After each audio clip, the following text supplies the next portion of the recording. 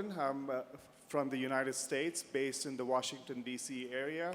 I'm the executive director of the United States Access Board, which is a federal agency under the White House. I do have to say, this is my first time in Kenya, and the hospitality that I've received since I got here is just spectacular.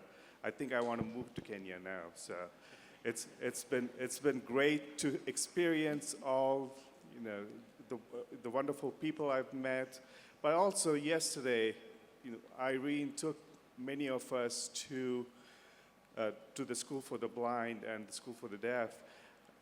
I do have to say the work that's being done under Irene's leadership and Enable is something to be commended for. It takes dedication, it takes hard work, it takes partnership, it takes a community to make all that happen. So a big shout out for Enable, and especially Irene, to be the visionary was making this happen here.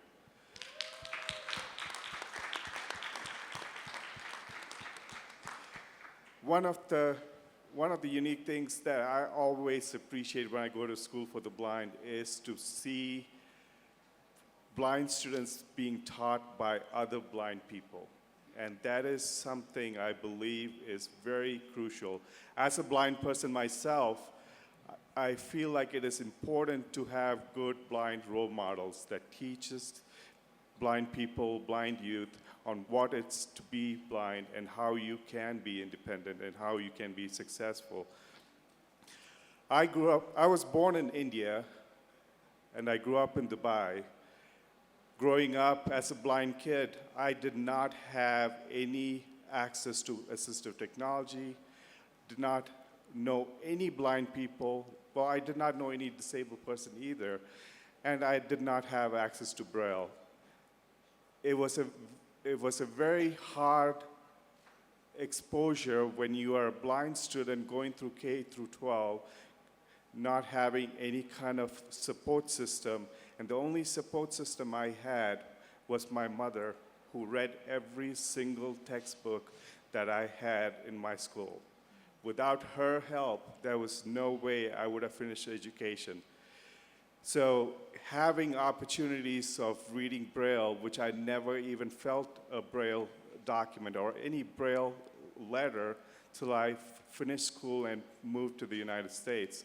I had the privilege after I finished high school to come to the US to to finish my undergraduate degree. That's when I first was exposed to assistive technology, first exposed to screen reader, and also the different accommodation that me as a blind student was able to have, which I never experienced in my entire education growing up through high school. It was not easy when I got to college because I did not have any skills as a blind person. I did not have the knowledge that most blind students in the US had going through the different trainings with Braille and with assistive technology, with orientation mobility. None of that really is something I had or was exposed to. But I did have good support system where I started making friends who would help me to do things and help me to get around, which was not the ideal situation, but that's all I had at that moment. I was good at computers, and I started learning computers really well, and my undergraduate degree was in computer science, and I was able to be successful in my classes. And in fact, I did one of my senior projects so well that when it got to the final stage, the professor called me into his office and said, "There is no way you did this as a blind person."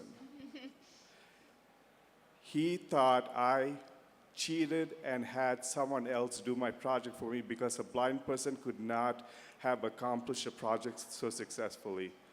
In fact, he took it to the next level to the dean of the college and said that I needed to be suspended from college because he strongly believed As a blind person, there's no way I would have done that project and I should be removed from college. Now, I had a good advocate who was supporting me in the college, who spoke up for me and said that his attitude towards disability and blindness was wrong, and his accusation was not appropriate. I did not have the courage to speak up for myself. I was very shocked that that even happened to me. So if I did not have the advocate who was part of the college speak up for me, that would have been the end of my college career. I was fortunate to finish my undergraduate degree and get into my first employment, which was at the university, where I started working as a computer programmer, especially focusing on web accessibility.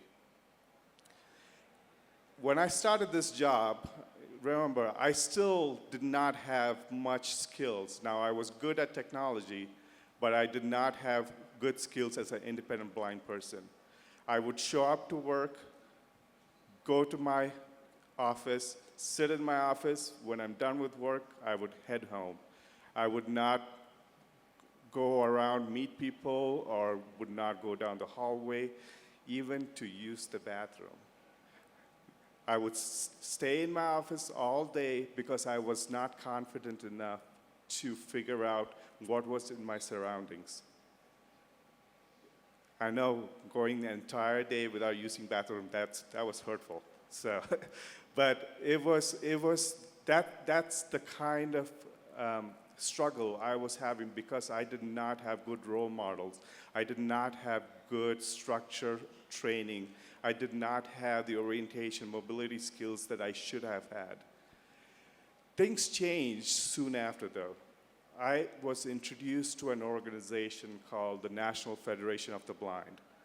It's a grassroots advocacy organization for the blind, led by the blind, and they exposed me to things that I would have never imagined. Now, I thought I was really good with what I was doing. I never realized how incompetent I was in independent living till I met these other blind individuals who were traveling on their own, who were doing things I would have never imagined a blind person could do. It really blew my mind that blind people were successful in the careers that they have. I met lawyers, I met teachers, I've met politicians, I met people working in the healthcare field, engineers, software engineers, all kinds of field you can think of. But also, they were confident in how they presented themselves, and they were competent in the things they were doing.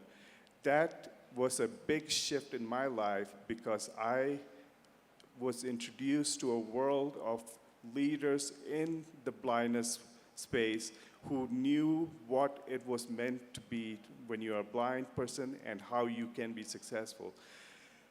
And the reason I say that is I think it is very important as a disabled person to have the appropriate role models, to be mentored by those who have gone before us to show the way, because they had to go through the same way and they had to figure things out on their own. We don't need to have to learn this all by ourselves. Role models are critical in the journey for gaining independence. So it is important for us to really have the role models that really help us guide our way. I've been able to be a lot more successful after I've had those role models. I've been appointed by President Obama to the U.S. Access Board. I became an advisor to the president.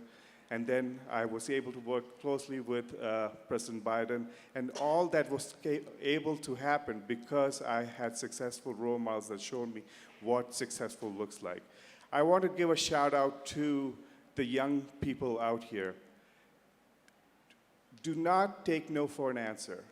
It's your turn to make the noise and ask for to be heard. You can make the difference because you are the future. So demand that you are at the table where the discussions are happening so you can create the future that you want it to be. So thank you for having me, and I'm looking forward to meeting most of you.